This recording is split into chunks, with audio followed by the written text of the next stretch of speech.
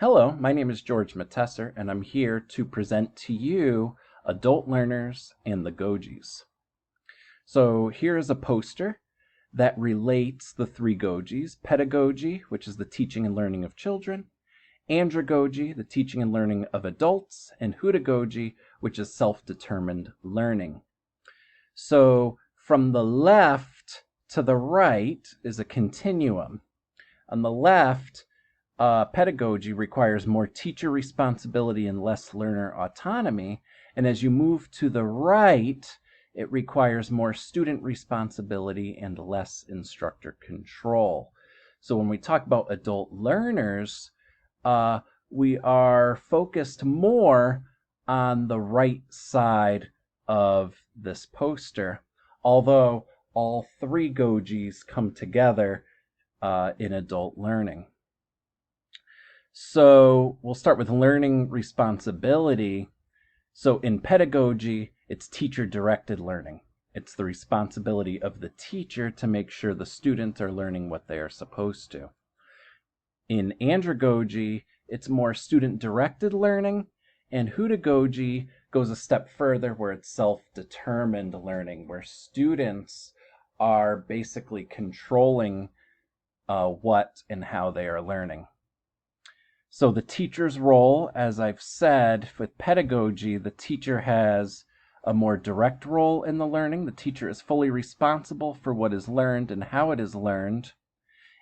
When we talk about andragogy, the teacher is responsible for encouraging students to be self-directed. So there's kind of a share of responsibility for the learning.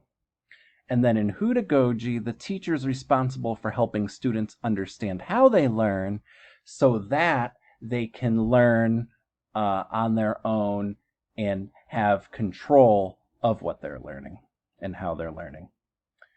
In terms of curriculum organization, in pedagogy, curriculum should be a standardized progression for all learners.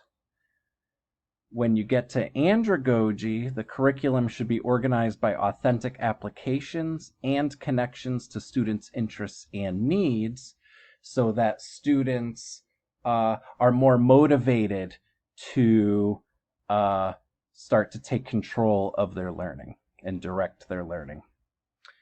When we talk about hudagogy, the curriculum is pretty much determined by the student based on their interests, their learning styles, and their life goals. When we talk about in-person learning environment, the instruction typically consists of teacher-directed lectures, videos, readings, could be readings at home or in class, Socratic seminars, which is the questioning strategy where it's still teacher-directed, but the teacher is leading the discussion to help implement learning in the classroom. Andragogy with in-person learning deals with student-centered learning assignments, labs, projects, case studies, field experiences, reflections, collaborative tasks. And all of those activities are very much student-centered with the teacher guiding on the side. So the students are learning through these activities. And then in terms of hudagogy, in-person learning, the student designs the instruction. There's flexible assessments. The students kind of have a say in how they're going to be assessed. A learner contract is very helpful between the teacher and the students. The student can present an outline or kind of a proposal of what they intend to learn and how they intend to do that, and then the teacher can kind of sign off on that proposal. There's opportunities for collaboration in the classroom, and then metacognition, which is really the reflection of the learning. It's the reflection of how the students are learning, what they've learned, how they're progressing towards their final goals for the course. In terms of online learning, pedagogy consists of teacher-created videos that the students watch online, kind of just like a lecture, uh, but completely online, asynchronous. Checks for understanding, live streaming, which is synchronous, and teacher-student discussions through discussion boards and emails. So the teacher is still in charge of the learning in this online environment.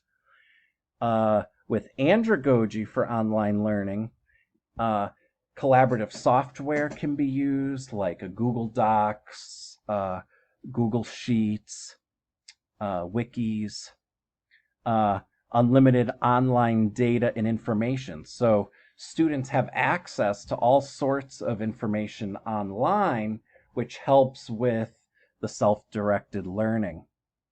Online journaling can be used, portfolios, learner-generated content. So anything where the students are creating a final product, like a presentation, a video, essays, those are all associated with andragogy.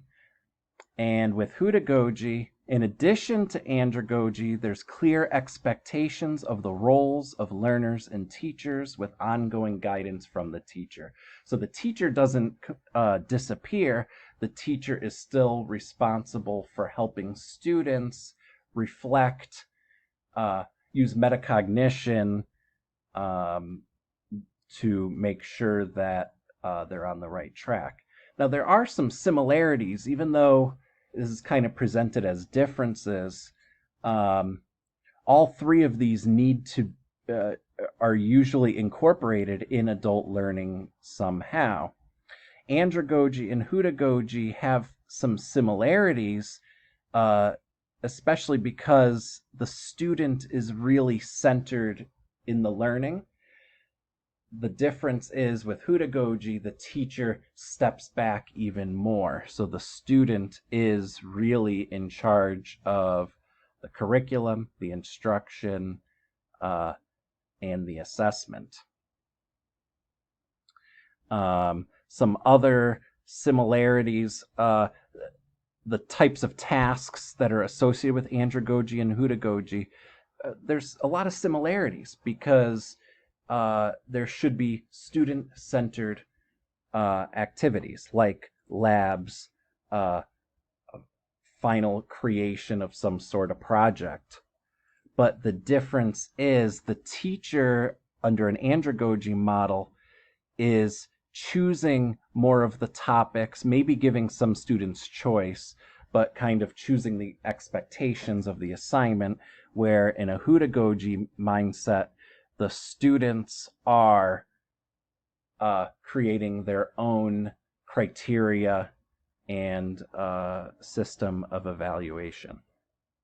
So all three of these are parts of adult learning.